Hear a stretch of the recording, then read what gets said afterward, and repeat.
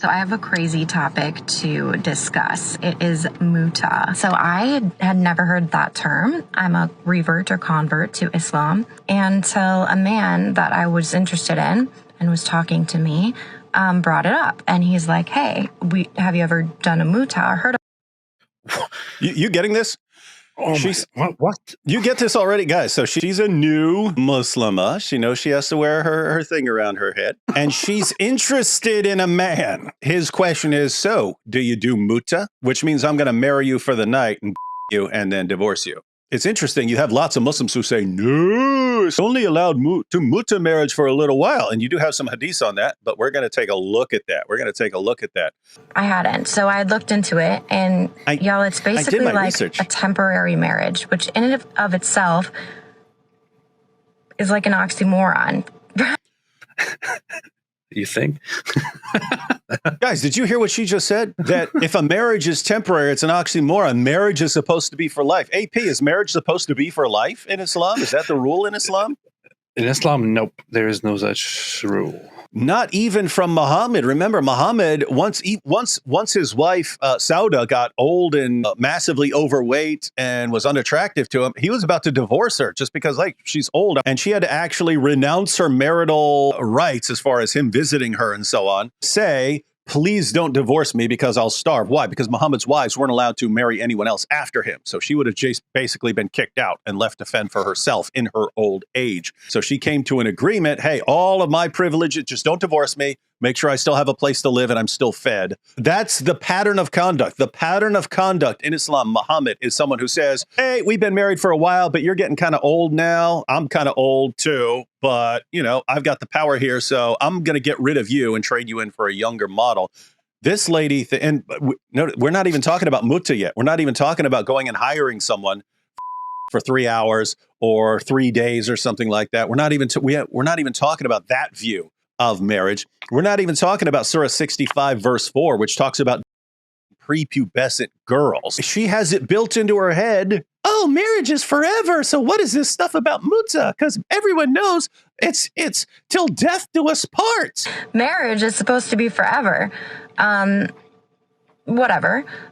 So the more I looked into it, the more research I did, I'm sure they'll jump all over for this and try to, no, Mutah is this great thing that was just allowed for a little while and then not anymore, even though he's literally aware of guys who are still practicing Mutah because it still happens. We're going to see why. Everything she said already in this short clip, it's, hi, I got into Islam and I have no clue what the view of marriage is. I have no clue about Mutah. These are all things that I would have heard about very quickly if I had listened to any of the critics of Islam before jumping into this. But I have no clue about anything. And so I'm just going to post my questions on the internet. Hey, what's up with Mutah? I just felt very uneasy about it and didn't feel comfortable with that term. Remember Muhammad Hijab's video where they're talking about secret second wives and how you can lie to your wives about having other wives and keep them all in the dark about each other? And then he kind of went off and started going, this isn't the religion of women's feelings. We're not worshiping women's feelings, right? And she's sitting here, I feel that marriage should be forever. And I feel that this is weird. I feel that something is wrong. What would Muhammad Hijab say to this woman? Narrated Abdullah, we used to participate in the holy battles led by Allah's messenger, and we had nothing, no wives with us. So we said, shall we get ourselves? And what does he say? Does he say, dudes, control yourselves. Just control yourselves. Be men. He forbade us that. He forbade us getting castrated. He forbade us that and then allowed us to marry women with a temporary contract. I'm marrying you for these 3 days or these 3 hours or this day or this 2-day period, something like that, whatever the contract is. And recited to us, O you who believe, make not unlawful the good things which Allah has made lawful for you, but commit no transgression. Guys, this is very important right here. Very important. He just quoted the Quran to say Mutah is okay. The reason that's important is this is going to become extremely important in whether you think Mutah is still allowed. This is Muhammad saying you can practice temporary marriage. And he says, O you who believe, make not unlawful the good things which Allah has made lawful for you. So what has Allah made lawful for you? He's made temporary marriage lawful for you. Why is that? Why is this important? This is Muhammad saying that this verse, the Quran, halal certified. It's halal certified. This is Sahih Muslim, section on Mutah. Look at the chapter heading. Mutah marriage. It was permitted, then abrogated, then permitted, then abrogated, and it will remain forbidden until the day of resurrection. So they give the thinking of the schools of jurisprudence on this issue. It was permitted, then abrogated, then permitted, then abrogated. It will remain forbidden until the day of resurrection. Not so fast, not even according to the sources you've got here. So check this out. This is Sahih Muslim. Ibn Urayj reported, Ati reported that Jibr bin Abdullah came to perform Umrah, and we came to his abode, and the people asked about different things.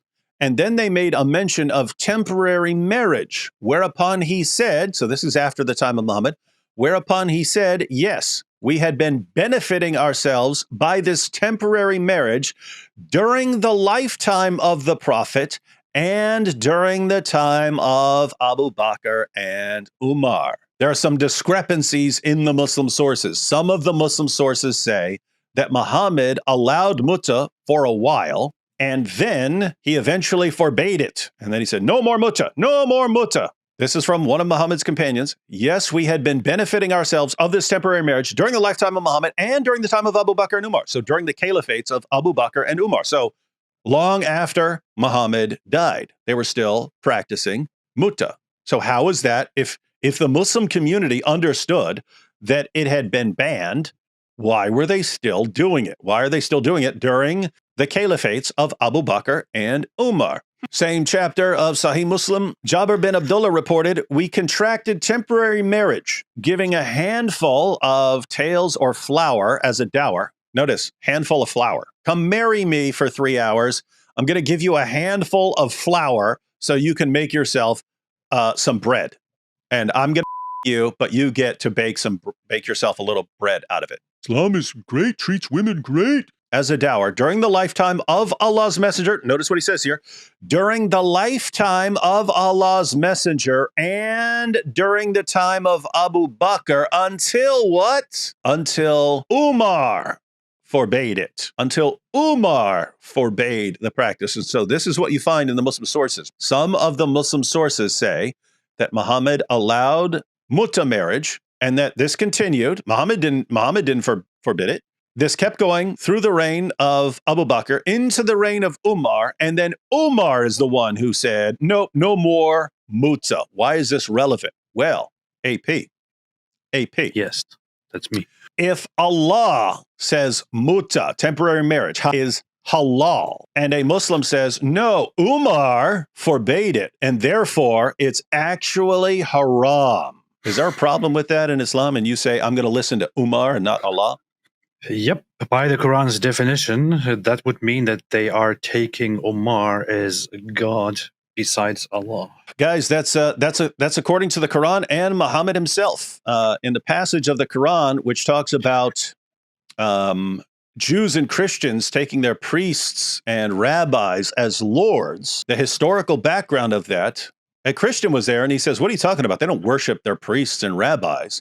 Muhammad said, when you listen to a man about halal or haram, and it goes against what Allah says is halal or haram, you're worshiping the man. That's how people worship their priests and rabbis, by listening to them when they give an answer that is different from the one Allah gave. So think about this.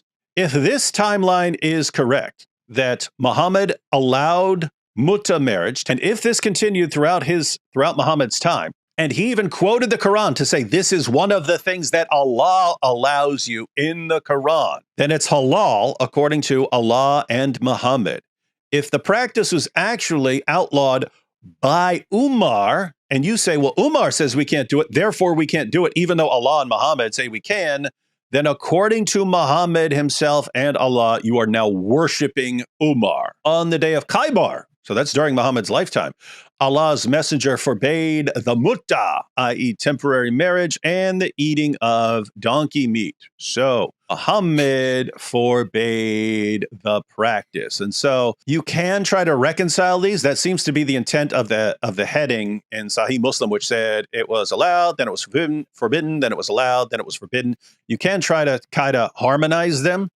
by saying, okay, so Muhammad allowed it, then at Khaybar, he forbade it, then at some point after that, he allowed it again, then Umar came along and said no more during his caliphate and so on.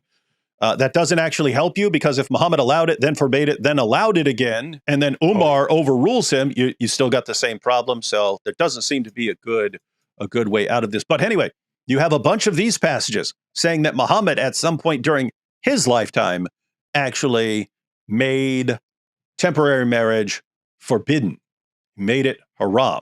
But you have these others saying, no, it was allowed throughout the time of Muhammad and throughout the time of Abu Bakr and into the caliphate of Umar, and that Umar is the one who forbade it.